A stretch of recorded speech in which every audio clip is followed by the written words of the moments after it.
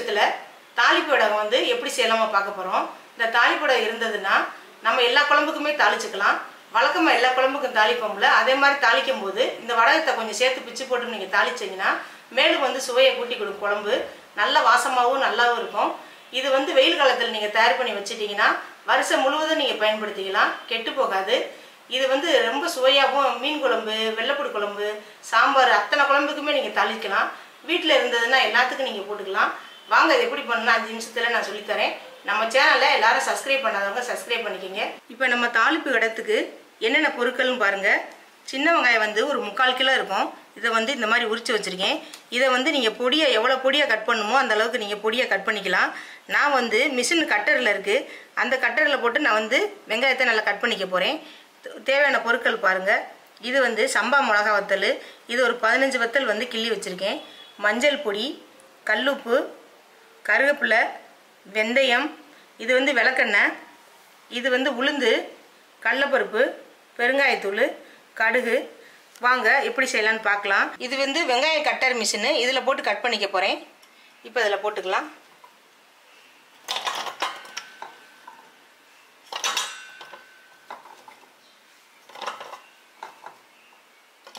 பாருங்கள் வெங்காயத்தை வந்து எந்த அளவுக்கு கட் பண்ணி வச்சுருக்கணும், இந்த மாதிரி கட் பண்ணி வச்சுருக்கேன்.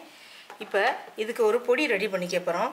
அது வந்து கடலைப்பருப்பு, உளுந்து, வத்தல், இது மூணுமே வந்து அப்படியே மிக்சியில் போட்டு குறப்பாக வந்து நம்ம அரைச்சிக்கணும். இது அரைச்சி நான் வந்து பாருங்கள் ரெடி பண்ணி வச்சுருக்கேன்.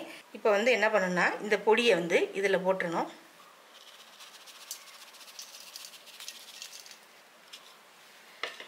இது வந்து பெருங்காயத்தூள், இதையும் போட்டுருவோம்.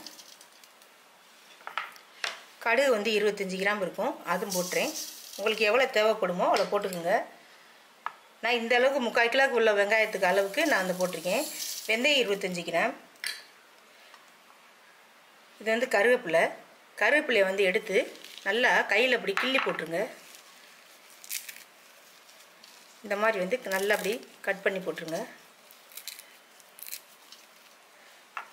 நாட்டு கருவேப்பிலையை போடுறேன், அப்போ தான் நல்லா வாசமாக இருக்கும். இந்த மாதிரி கிள்ளி போட்டுருங்க. கிள்ளி போட்டு இதுக்கு தேவையான உப்பு ஒரு கைப்பிடி அளவு எடுத்து வச்சுருக்கேன், அதை அதில் போட்டுடலாம்.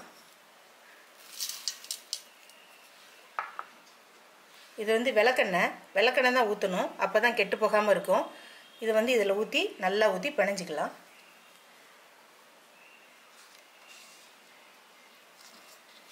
இப்போ எல்லாமே சேர்த்து நம்ம பிணையணும். நல்லா கையால் அழுத்தம் கொடுத்து பிணைங்க. இப்போ இதில் வந்து கொஞ்சோண்டு மஞ்சப்பொடி போட்டுக்கணும். மஞ்சப்பொடி வந்து நான் வீட்டிலே வந்து பசு மஞ்சள் அரைச்சி வச்சுருக்கேன், அந்த பொடி வச்சுருக்கேன் 2 ஸ்பூனு. இதில் சேர்த்துடலாம்.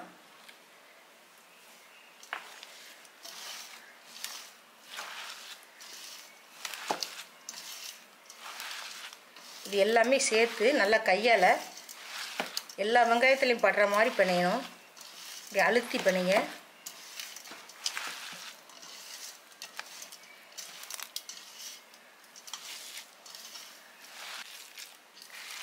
இப்போ வெங்காயத்தை வந்து நல்லா வந்து நம்ம பிணைஞ்சிட்டோம். எல்லாமே சேர்த்து இந்த மாதிரி பாருங்கள் எந்த அளவுக்கு நல்லா மிக்ஸ் பண்ணியிருக்கோன்னு. இதை வந்து என்ன பண்ணணும்னா இப்படி நல்லா இப்படி ப்ரெஸ் பண்ணி வச்சுருங்க. ஒரு நாள் வெயிலில் வச்சுட்டிங்கன்னா மறுநாள் எடுத்து உருட்டிக்கலாம். எல்லா வெங்காயத்தையுமே இப்படி தட்டி இப்படி ஒரு நாள் வெயிலில் இப்படி திறந்த மாதிரியே வச்சுருங்க. இது வந்து ஒரு நாள் ஆகட்டும், அடுத்து உருட்டிக்கலாம். இங்கே பாருங்கள், நேற்று வந்து போட்டு வச்சது ஒரு நாள் வெயிலில் இருந்து இந்த அளவுக்கு தண்ணி வற்றிருக்கு. இந்த ஸ்டெப் இந்த இதுக்கப்புறம் இந்த பூடை வந்து இதில் நம்ம போடணும். இப்போ போட்டிங்கன்னா தான் நல்லா வாசமாக இருக்கும், அதனால தான் இப்போ போடுறேன். பூடையும் இந்த மாதிரி வந்து நல்லா நைஸாக சாக் பண்ணி வச்சுருக்கேன் மிஷினில். நீங்கள் கையில் கூட இந்த மாதிரி வந்து நல்லா நறுக்கி போடலாம். இதையும் போட்டு நல்லா வந்து இப்படி கிளறிடணும். கிளறிட்டு ஒரு தட்டில் வந்து நம்ம காய விடணும். ஒரு நாள் காய விட்டதுக்கப்புறம் நம்ம உருண்டையெல்லாம் பிடிச்சிக்கலாம். நல்ல வாசமாக இருக்குது. இந்த ஒரு உருண்டையை வந்து நம்ம தாளித்தாலே அவ்வளோ குழம்பு வந்து அவ்வளோ டேஸ்ட்டாகவும் நல்லா இருக்கும்.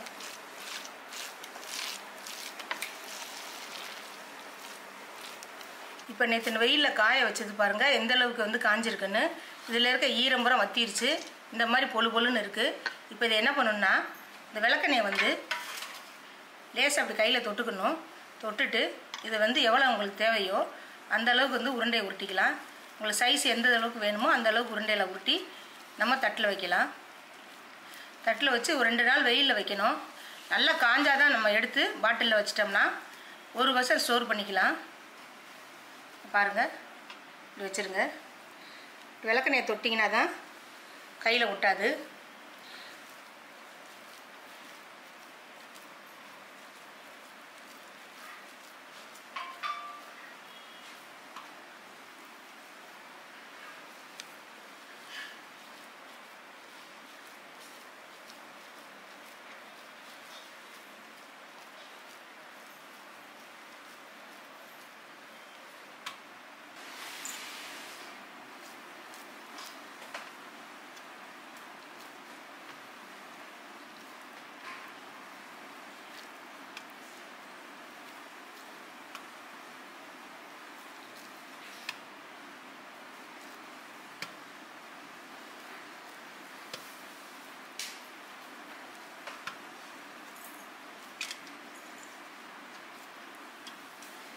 இப்போ இதை வெயிலில் வந்து ஒரு 4 நாள் காய வைங்க. பாருங்கள், தாளிப்படம் வந்து 3 நாள் காஞ்சு இப்போ ரெடி ஆகிருக்கு. இதை இன்னும் ஒரு 4 நாள் காய விட்டிங்கன்னா நல்லா காஞ்சிரும். நல்லா காஞ்சிச்சுன்னா ரொம்ப நாள் வந்து நீடித்து வச்சுக்கலாம். இங்கே பாருங்கள் எந்த அளவுக்கு வந்து காஞ்சிருக்கு பாருங்கள். இதை வந்து நீங்கள் தாளிக்கும் போது இதிலேருந்து ஒரு சின்ன பகுதி மட்டும் போட்டு நீங்கள் குழம்பு வச்சிங்கன்னா குழம்பே வேறு லெவலில் இருக்கும். ரொம்ப செம்ம டேஸ்ட்டாக இருக்கும். இதை நீங்கள் ட்ரை பண்ணுங்கள். எப்படி இருக்குன்னு பார்த்து எனக்கு சொல்லுங்கள். நம்ம சேனலை எல்லோரும் சப்ஸ்கிரைப் பண்ணுங்கள்.